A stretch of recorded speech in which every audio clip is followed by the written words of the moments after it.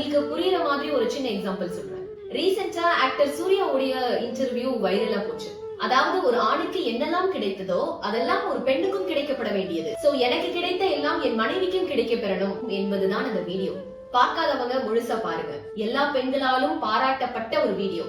Actually அதுல பாராட்டுக்குரிய இன்னொரு நபர் இஸ் ஹிஸ் வைஃப் ஜோதிகா. நான் இங்க இவங்கள பிலிம் ஆக்டர்ஸாவோ சூர்யா ஜோதிகாவாவோ பார்க்கல. ஒரு சாதாரண கணவன் மனைவியா பார்த்துதான் இந்த விஷயத்த நான் சொல்றேன். சோ சூர்யா தன் மனைவிக்காக ஸ்டாண்ட் பை பண்ணதுக்கு பின்னாடி ஜோதிகாவுடைய சாக்ரிஃபைசஸையும் பார்க்கணும்.